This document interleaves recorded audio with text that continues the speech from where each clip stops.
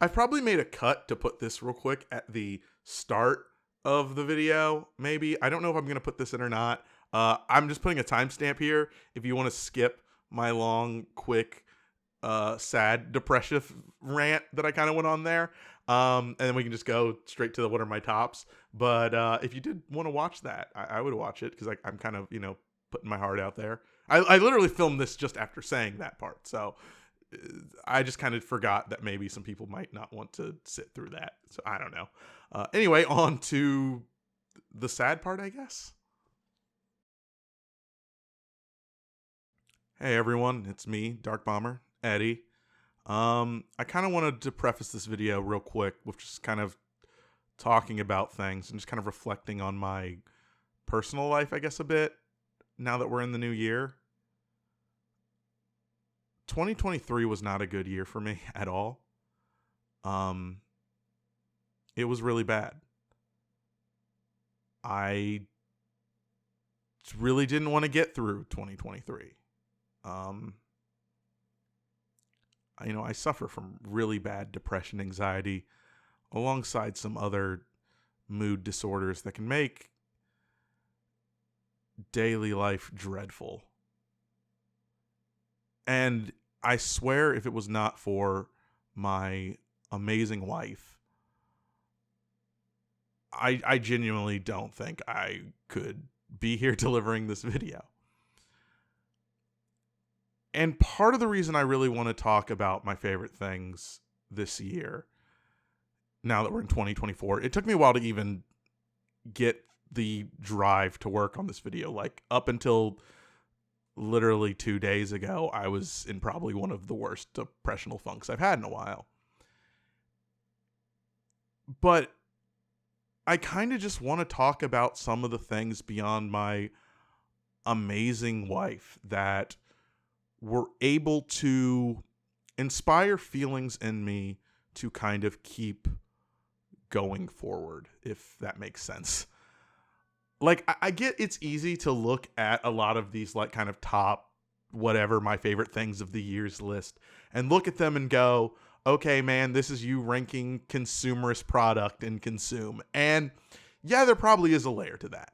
That it's like, hey, I'm out here, maybe talking about and even reviewing products. But I promise you the list of things I want to talk about are things that I had some deep emotional connection with that really made me continue to take a step forward. Because for me, it's not just having something big in your life keeping you going, but having small things too, small things to look forward to that keep you wanting to put one foot in front of the other. And while life might sometimes be like climbing Mount Everest, as long as you are just moving forward and not stopping or giving up, there's always hopefully something exciting that will come next. And for me, this list of things, regardless of me talking about the good and bad of these things, were things that helped me go, well, a couple more months I can do this. And it's kind of how I've been able to kind of keep going, is to keep looking for those things that I know bring me tiny pockets of joy in life and allow me to keep moving forward. So I hope you will be able to, sit through this and maybe get some takeaways and maybe even look into some of the things I'm talking about that were my favorite and also disappointing things of 2023. So I hope you enjoy this video. You're probably not going to see a lot of this face because I'm probably just going to talk into a microphone and put my, usual avatar up front for this video. But yeah, thanks for being here. And thanks to all the new subscribers that have subscribed to me over the past year. That's one other thing I really want to talk about before I move into this, is that this channel really doubled in size maybe more than doubled in size over the past year. And I know I'm not, the greatest editor or greatest writer, or even the greatest talker sometimes on this platform, but I promise you I'm going to have more heart and love in developing this community than I feel like anybody else out there will. So to all of you who watched my videos, commented, and supported me, and look forward to seeing what I do next, from the bottom of my heart, sincerely, thank you. Like, thank you, thank you, thank you. Like I said, I have a lot of mood problems, and sometimes, when it feels like you're talking into a void, you feel like you suck at this, and you're not cool or interesting or anything. And honestly, I appreciate more than you know everyone who's given me a thumbs up or responded. Even you suckers and freaking babies on my Skullgirls video that have clearly different opinions than mine. Is my most viewed and most downvoted video. But I even thank you guys, because, passion like that really drives the channel. So thank you. And let's go on to the video.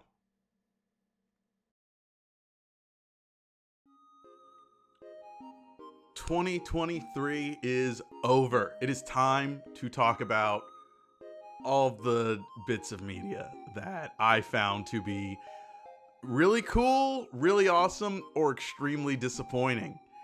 I want to start this off with kind of the big one on my list. That there's probably a few on here that aren't surprising, but the big one on my list, I'm just going to start with right off the bat. This would probably be my most disappointing game of the year. These aren't going to be in any order. I'm just kind of giving you a list of things, and just know they're either equally disappointing or equally good unless I give extreme emphasis on them. And this one I'm giving extreme emphasis on, and that is Legend of Zelda Tears of the Kingdom was probably my most disappointing game of 2023.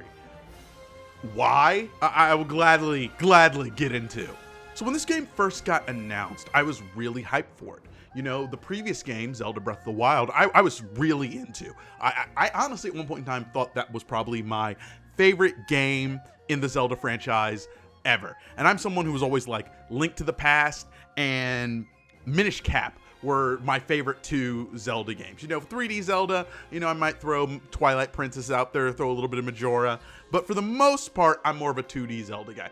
I loved the idea of what Zelda really is, which is, you are a hero with a sword, you're going and saving the princess and going on a fun adventure where you fight monsters and solve weird dungeon puzzles. You might not know this about me because I don't really talk about it a ton, but growing up, I was very big into Arthurian legend. It's hard to explain what it was like playing the first Zelda game explicitly for me, because I kind of have to have you wipe your brain of all of the things you know about Zelda and then go, okay, sit down and play A Link to the Past. When you don't have any of the concepts of what goes into a Zelda game and what makes, a Zelda game so unique, in your mind, when you sit down and play it, you really see the parts that are beautiful and, inspire a sense of wonder when you're playing. The music is top notch. The gameplay is amazing. It's always fun to find little secrets over the map and, little hidden areas the developers put in for you to find. The dungeons were always complex and fun. There might have been a little bit of similarities between them, but they always had something unique and different that made them stand out. And to me, those are the things that I always want to go back to when I play a Zelda game. And so I think I was blinded by the newness of Breath of the Wild when I first played it. This is an open world Zelda, its mechanics weren't really used in a Zelda game previously. The ability to use all these free roam tactics to solve issues in Zelda. You could set up weird traps to just take out enemies. Granted, it would take a little bit of work because the game wasn't, built to be able to make the most complex of traps, but you could freeze a boulder in the air and then get a bunch of enemies under that boulder and the boulder can crush them. There's a lot of cool stuff you could do with the mechanics of that game, but I always felt like there was maybe a little something missing. I think we all felt that the dungeons being shrines in Breath of the Wild was one of the weaker aspects of Breath of the Wild. The story was extremely basic and there was no depth to it that you would find in an open world, leading a lot of areas to be kind of empty and soulless in a way. I guess the best way to describe this is to look at its contemporaries in the open world genre. You know, when you look at your Far Cry's, your Skyrims, you know, games of that nature, you often find that different areas will have, you know, maybe a mission or something dedicated to it, so you can understand what this area is like, you know, what are the people like who live here, you know, what are the issues they have, so it feels more like a lived-in world. Well, Zelda feels like a dead world. And while that kind of works with the first game, given, you know, this is supposed to be 100 years in the aftermath of Ganon basically fucking everyone over, okay, I can kind of get with it. But when I went to replay Breath of the Wild before I played Tears of the Kingdom, I noticed I found myself just being bored. Enemy types were typically the same. I never really felt like any of the shrines were doing anything super cool. Like, yeah, there were some like fun little gameplay elements in some of the shrines, but because there was no depth, and I knew at the end of the day, the only thing I'm doing is trying to get, you know, some sort of special item, it really wasn't that important. So with Tears of the Kingdom, I was really excited because I was hoping that Nintendo would look at all of the weaker parts of Breath of the Wild and would adapt elements that we know are a part of the Zelda franchise into this new type of Zelda game with Tears of the Kingdom. I was expecting dungeons to be complex like you would expect in a Twilight Princess or Skyward Sword or Majora's Mask. I was expecting maybe more open world feeling quests that make different areas that seem to be named something special have a little bit more significant meaning than, oh, hey, there's a shrine here to do a quick, easy shrine task. I'm not gonna lie here, I didn't end up beating Tears of the Kingdom because I was genuinely just bored. While the new building mechanics that they kind of added to this game to give you a little bit more complexity in how you explore the world were neat, the fact that the story was still very, very weak and simple just really didn't do it for me. They really didn't do much to make side missions exciting, to, you know, make their world feel lived in, and it was just a boring adventure. You know, like I said, I ended up walking away from the game. I didn't end up beating it, but I put in about, I'd say about 10 hours into that game because I really wanted it to click. I think I beat the first two kind of dungeons that they have in the game, which really were just glorified platforming adventures and then finding a couple things in a base to turn on to summon the boss. Honestly, if this is the direction that Zelda goes moving forward, I probably won't be a fan of Zelda anymore. And I'm a huge fan of Zelda. Like, I've played almost every Zelda game. There's a couple Game Boy Color and original games I, you know, lacked on. And, you know, I didn't play Skyward Sword because it was annoying and I didn't like being treated like a child. But for the most part, I enjoy just about every Zelda game that's come out. So for this game to make me as bored as I was a huge disappointment to me. And I don't think Nintendo's really going to do anything about it because the game sold well. But this is definitely a franchise that I found to be absolutely uninspiring and weak when it comes to what I know the Zelda franchise can be. And speaking of disappointing games that I love, Fire Emblem, what the fuck happened with your game? So Fire Emblem Engage came out this year. I wouldn't be surprised if you didn't realize it because no one really talked it up. This was a very paint-by-numbers Fire Emblem game on its base. The story wasn't anything inspiring. It was just, you know, hey, you're the specialist boy and here's your, you know, lily white perfect friends who all love you, and, you know, you're the, there's actually something about you that, is a little bit dark, but in the end, you're the specialist boy and you're the hero we want and need. It was just weak compared to every Fire Emblem game that has come out in the renaissance of Fire Emblem, especially given that Three Houses was probably one of my favorite games the year it came out, with its multiple complex storylines, awesome, you know, gameplay mechanics when it came to kind of integrating a hub world alongside the tactile gaming elements.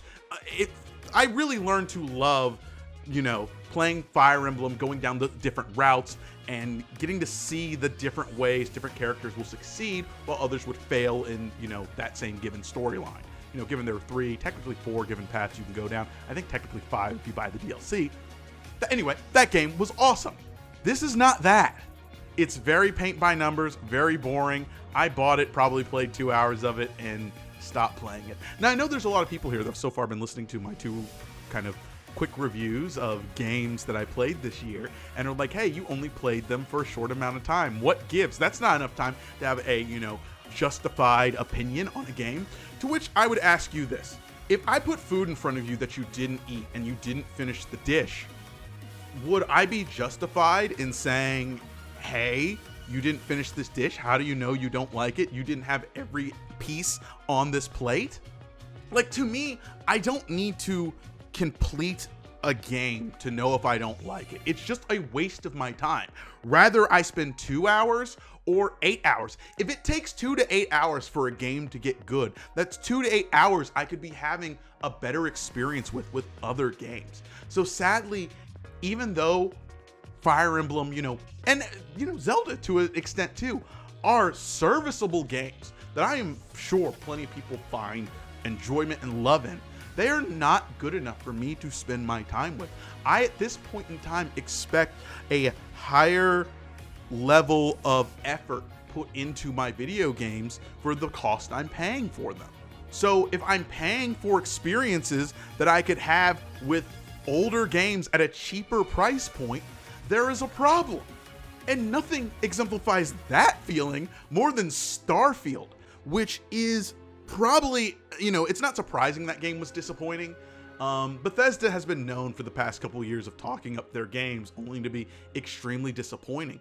We saw with Fallout 4's main story quest and extremely buggy gameplay that, Bethesda isn't hitting it out of the park like they had been with Skyrim, Elder Scrolls, and all their other sort of games that we know and love.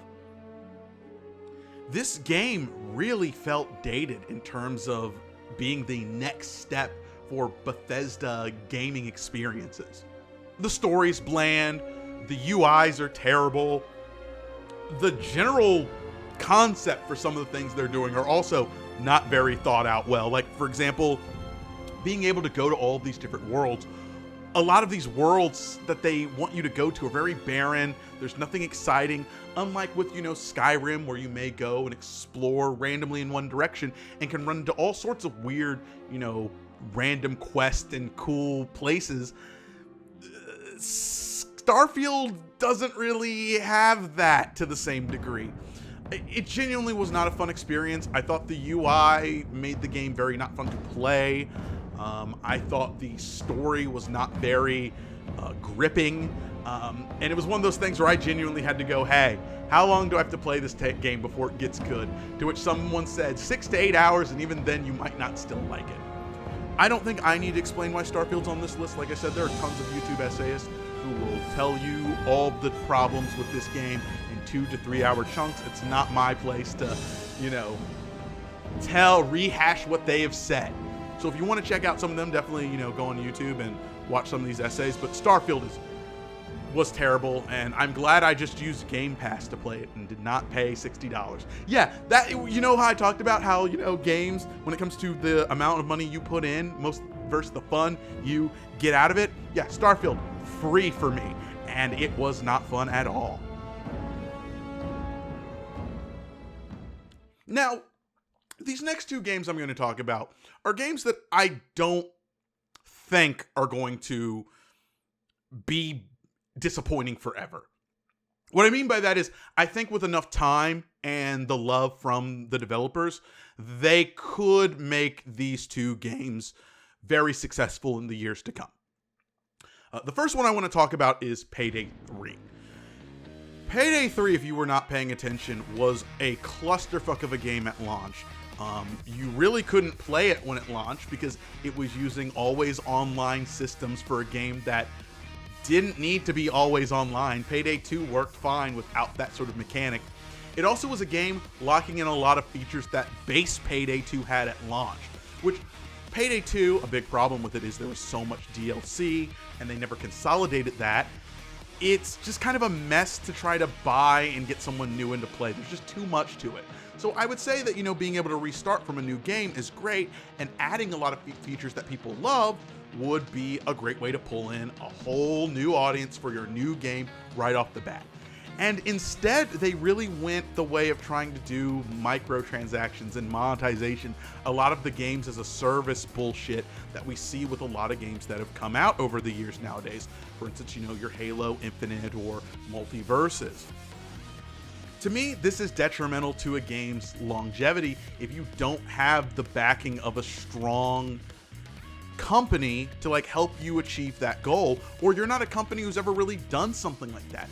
And to be honest, Starbreeze is not a company that has had a success really putting out a lot of their own games. They've had tons of hiccups with Payday 2 alone that would make you hesitant about them trying to do this game as a live service game and it making it very functional. Weapons don't really feel all that unique. There is not really any maps at all. The maps are extremely basic. The AI is not any better, if not worse, than previous games. Some of the mechanics like hacking, which will sometimes involve you going to different circles on the map to just sit in for a bit, is a really weak and lame way to kind of get about this idea of you're hacking into a bank. It was extremely disappointing. So disappointing that there were more Payday 2 players than there were Payday 3 players. Now, granted, this is a game that the developers are really, really wanting to be the next couple years of Payday. And they have been trying to take in user feedback and fix the game for new players. Although right now it really isn't in a state where I think it's worth picking up yet. One of the big things for me, I don't have really any friends to play Payday 3 with. So for me, I would, with Payday 2, would go onto crimenet.com, join a random group. I would see, oh, this group's trying to go loud. They're an overkill. This will be fun. Let's go. You don't have a good matchmaking system like with 2. So a lot of times you're just joining a random lobby, having no idea how the team wants to go. And when you find out, oh, hey, this person screwed up going loud and or this person screwed up going stealthily, and they're wanting to do it a specific way, the opposite of what you're doing, sometimes they'll just quit the game. So you can't match up people who all want to play the same game type. It's just disappointing, not good, but I do have faith that these developers will hopefully fix things like the always online and horrible matchmaking to make this game something fun to play in maybe 2 to 3 years.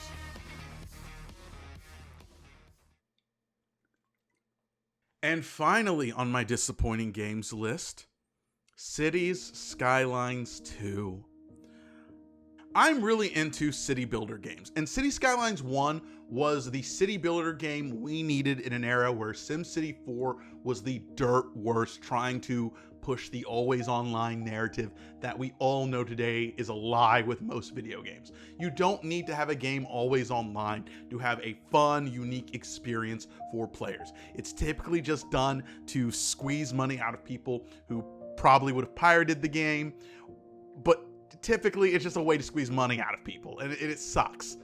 So City Skylines 2 was going to be very exciting for us. City Skylines 1 was such a great game. Everyone was excited to see what they could do with an updated game to a 2015 city builder. And the problem is, I think in general, they just had a lot of problems developing the game and meeting their launch date. They have contracts with people. They had to get this game out, and they kept delaying it because they were having issues, and those issues we saw on launch. Mainly, they were performance issues. Zooming in close and looking at cities looked bad. The game would chug, and in some instances, gameplay mechanics and features were just broken to a point where it would ruin the game while you were playing it. Now, the developers of City Skylines care a lot about this game, and they've made it very clear that one of their first things they want to do is get the performance of the game under control, and then they want to fix elements of the game that might just be bad to play. They're still at it. They're putting out monthly updates with fixes and new enhancements to the game to kind of make the experience overall better. They've also delayed their roadmap for DLC for Season Pass holders because they feel that at this time, this game is not worth making people pay for a Season Pass because there's just stuff broken and not working. So they would rather withhold getting that bag from the season pass and want to make a base game that people will enjoy and love. And I commend them for this. I absolutely do think City Skyline 2 will be a game that will take a bunch of my time once it's finally in a fixable state. But from what I've played of it, like I said, it's way too buggy and just wasn't pleasant enough for someone like me who was a fan of City Skylines 1. And now, the moment you've been waiting for. My favorite games of 2023. All right, get that disappointment the fuck out of here. It is time to talk about the things you, that's right, you, listening to this video, need to play. If you haven't played these games, man, you are missing out on amazing experiences from 2023. And I also want to put an asterisk around 2023. There may be things on here that are from previous years that are not, debuting in 2023. This is my list. I don't really care. I'm talking about experiences that I had and my favorite things of 2023. And I want my passion for these things to really resonate with you. So maybe you give a lot of things on here a shot, but I'm pretty sure some of these you guys have touched. But let's jump right into it. This would probably be my favorite game of the year, but it's not going to be because I don't think it's fair given when this game came out. And that would be Fortnite. I'm going to be quick with my discussion about Fortnite because I'm going to be putting out a video after this one discussing in great detail why you should be playing Fortnite in the year 2024. But I'll make this quick. Fortnite is insanely addictive. As someone who tried to play Fortnite when it originally came out, I could never truly get into the building mechanics of it. It was just kind of, not really for me. I felt like I had to be too ADHD as someone who is ADHD to play that game. The building and shooting was just unappealing to me. I played with a couple friends, but I was always just more into the shooting. And when we got into real fights, it was always, something where I felt useless in because I wasn't building and getting sniped and killed. Well, lo and behold, years after I'd kind of fallen off of it, they included a mode called Zero Build, which means no build, just shooting. So going to play that game a little bit before the start of 2023 and then all throughout 2023 was a very eye-opening experience to the point of where I can see why Fortnite has reigned supreme as the king of online shooters for years. It is an ever-evolving game with a lot to love. And recently they've added a ton of new game modes where if you're not just into Battle Royale, you can take part in this Lego survival mode, you can take part in a racing game, and a rhythm game. Also, Save the World's still there, but they don't really care about that. That can go in the trash. No one's talking about Save the World right now. Get the fuck out of here. Go away. It's an amazing experience of a game, and like I said, there will be a video to talk about why you should play this, but let me tell you, my passion for Fortnite is higher than I thought it would ever be.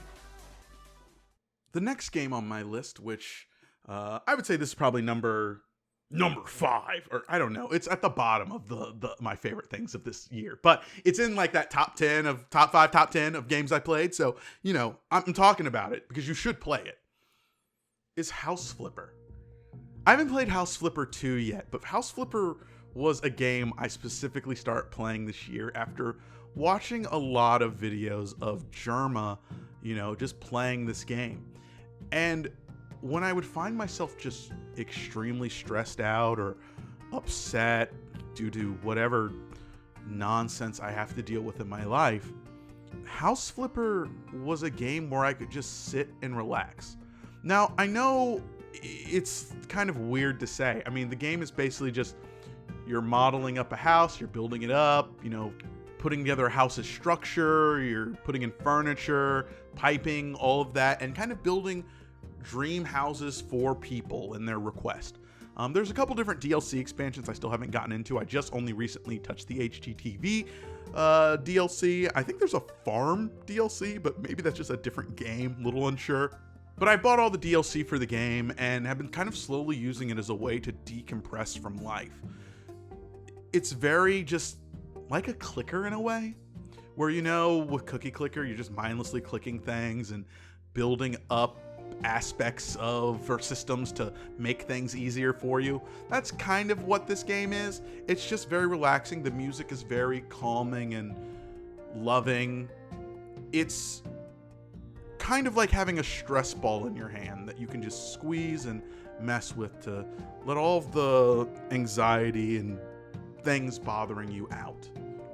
To me, this is, like I said, this game's a stress reliever.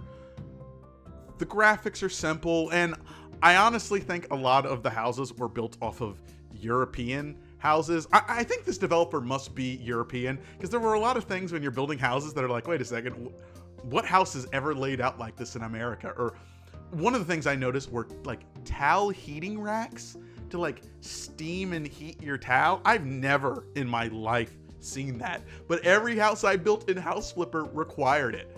It was really fun to decorate houses during the Christmas time. There were houses that were for people that were like, hey, we want you to decorate my house. I'm having company over for the Christmas season.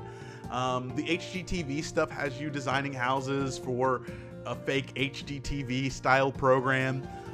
And then there's also one for like fancy luxury homes. You'll have like rich people talking to you and going, hey, I want to have my cool, perfect abode. Can you make that for me?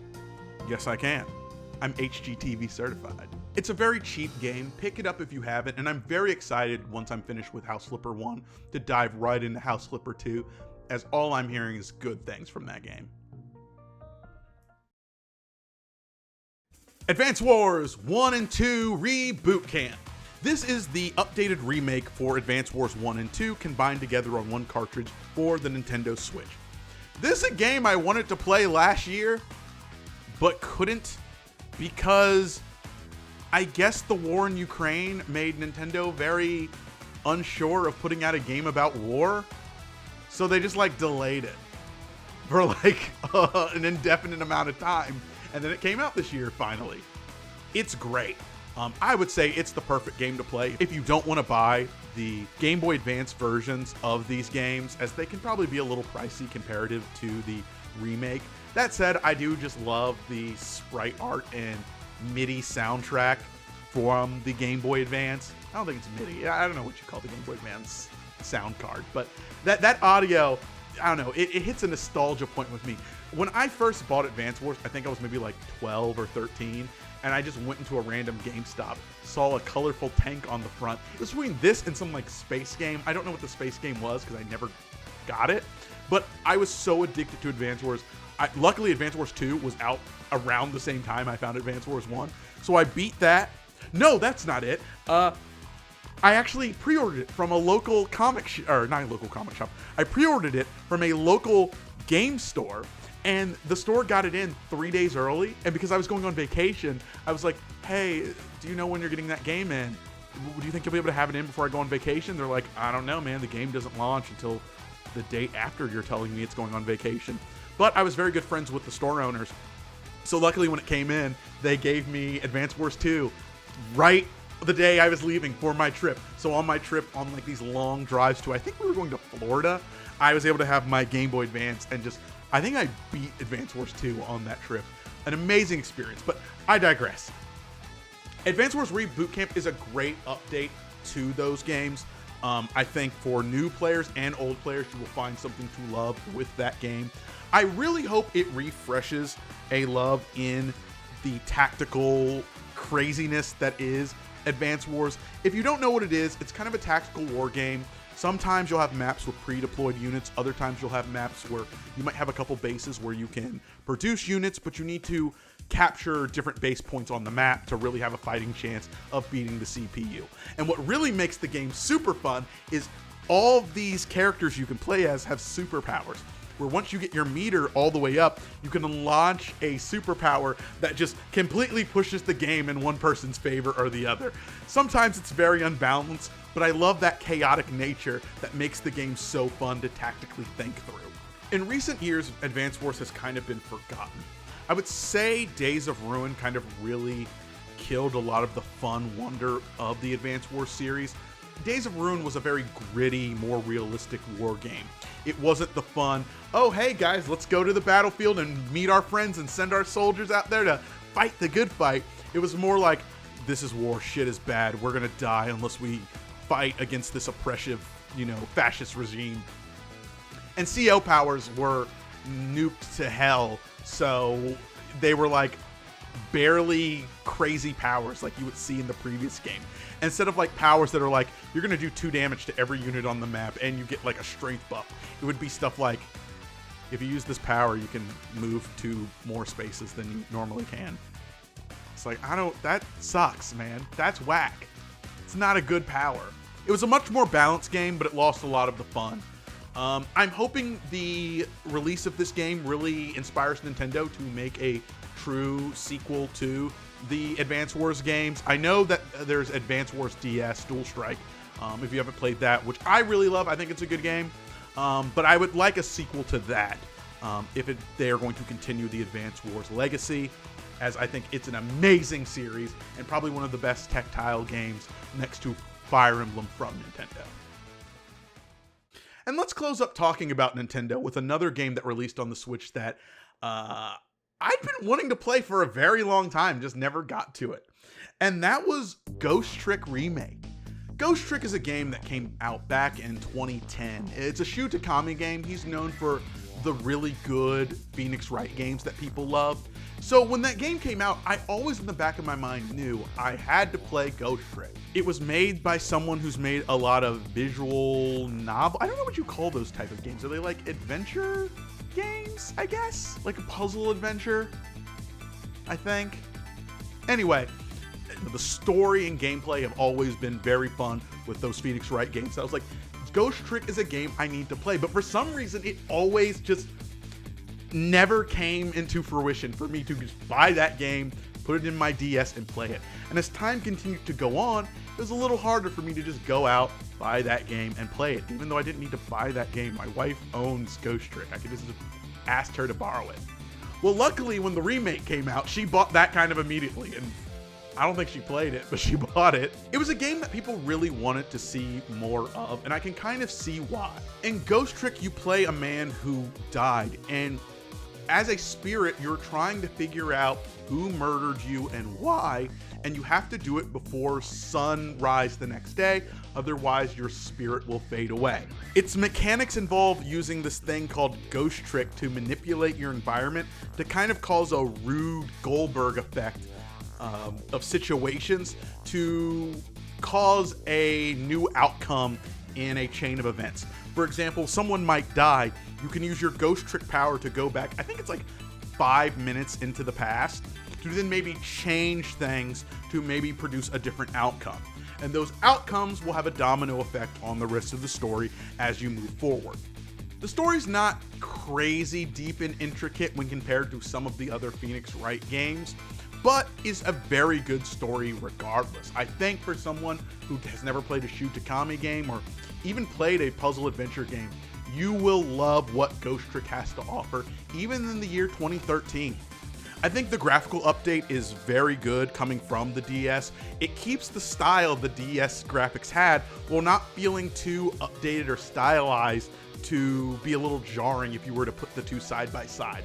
They recreated the music faithfully from what my wife says.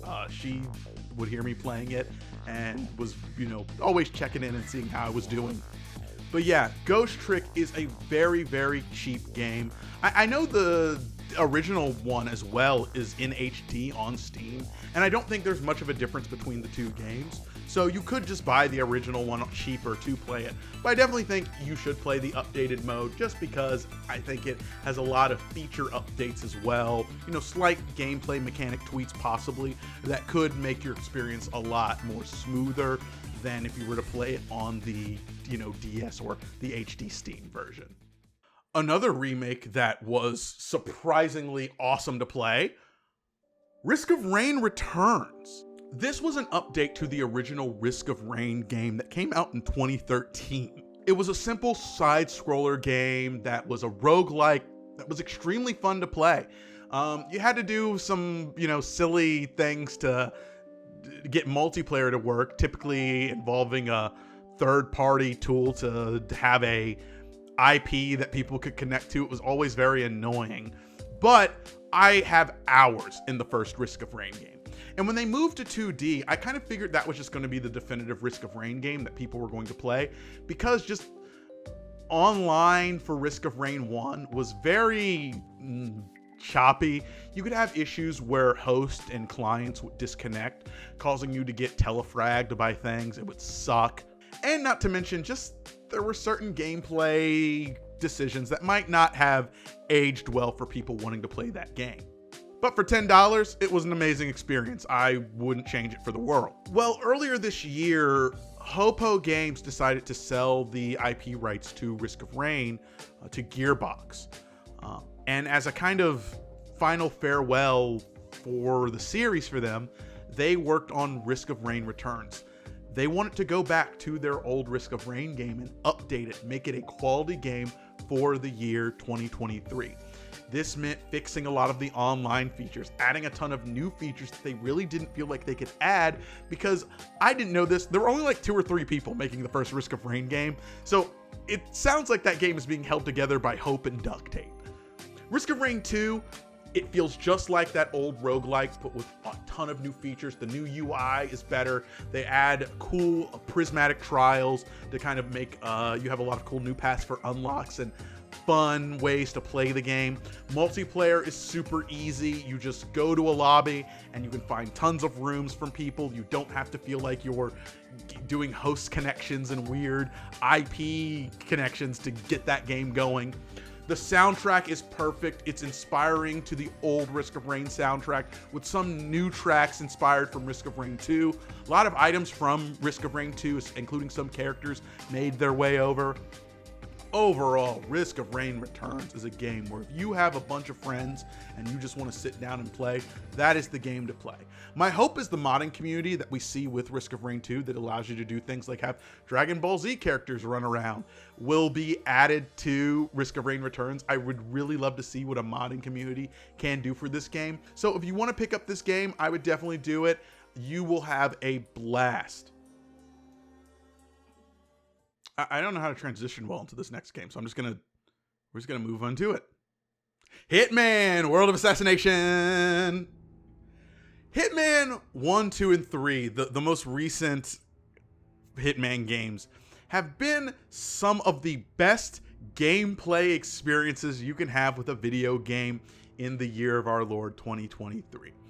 And because Hitman was trying to be this thing that allowed you to blend the new experiences you'd have with Hitman 2 into like the old maps with Hitman 1, there was a weird kind of setup for people that might want to have the full Hitman experiences. There were multiple DLC packs, multiple games, and you were never really quite sure what you bought would get you. So they decided, hey, let's compact all of the Hitman 1, 2, and 3 DLC, all of that, into just 1 or 2 things. You have World of Assassination, that'll get you all the Hitman stuff, and this DLC that'll get you all the DLC. That's it. We're not going to make your life harder than it needs to be. So, as someone who'd played a little bit of Hitman 1, but never, got a time with Hitman 2 or 3, I bought it, and it was some of the most fun I've had. I mean, if you haven't had people talking to you about Hitman, you need to listen to them. Each map is super repetitive, and not repetitive in like it's the same experience every time, but repetitive in you can have unique experiences every single time you play the game. The game is set up so you are able to tackle a specific situation in a multitude of ways. Do you just want to run up and shoot the target? You can. Do you want the target to fall off something? You can do that. Do you want the target to blow up some weird way? You can do that too. Do you want the target to poison themselves? You can do that. Like, the world is your oyster in the world of assassination. And what's even better is they realize that because there are so many different ways you can tackle a situation, they created their own roguelike mode. And these modes mesh together so well that they created a new mode this year called Hitman Freelancer. And what it is it's just roguelike Hitman. You pick a map and you'll have a hidden target that you need to find and kill.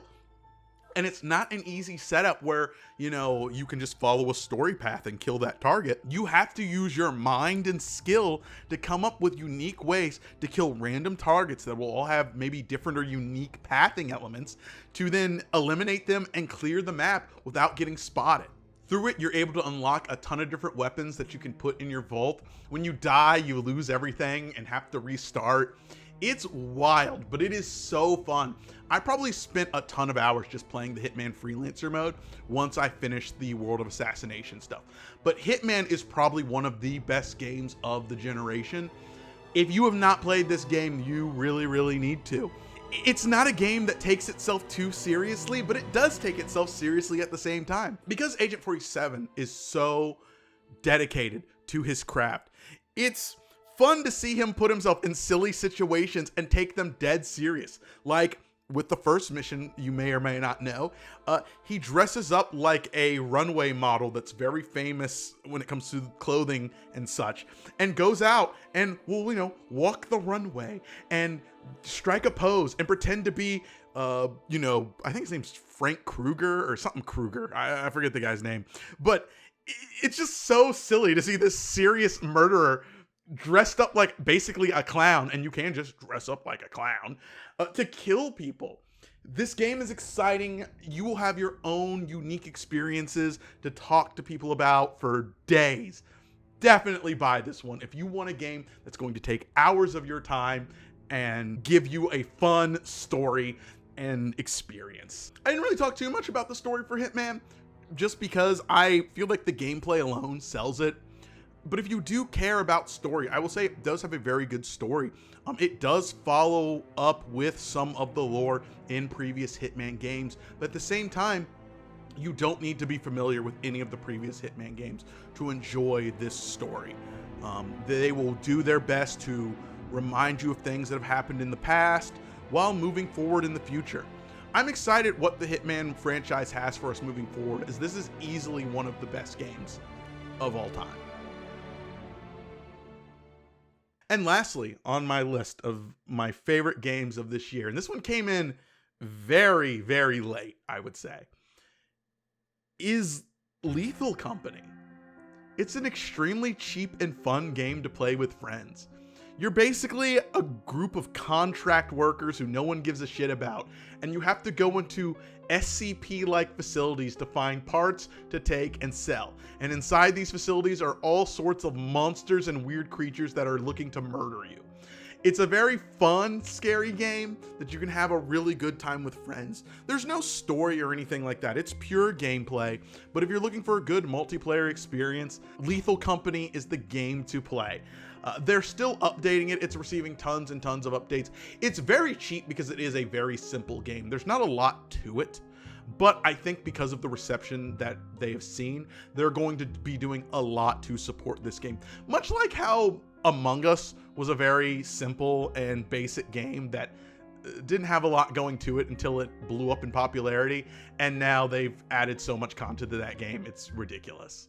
Oh yeah, I guess people might want to know what my number one out of all of that is that I've talked about. If you care, my number one is probably Fortnite. It's Fortnite and Hitman are tied for number one. But that is it for the gaming section. But we're not done yet, folks. This video is going to be very, very long.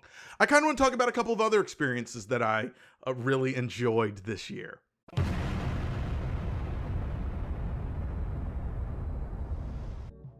Hey everybody, it's Eddie. Just giving you a quick update here. I've decided to split this video into multiple parts, mainly because it's taken me forever just to edit this one section of the video, and I have multiple other sections for end of year kind of content I want to discuss. My editing's been a little slow lately just due to issues kind of personally in my life that have delayed my editing, but I do want to get the rest of these videos out so you guys can kind of hear about some other cool things I'm interested in that aren't just video games from 2023. So stick around, and hopefully those videos will come out relatively sooner than this one. I wanted to get this out in like January, but that was not happening. So you guys have a great rest of your day, and I will see you in the next one. And always remember to love yourselves. Bye-bye.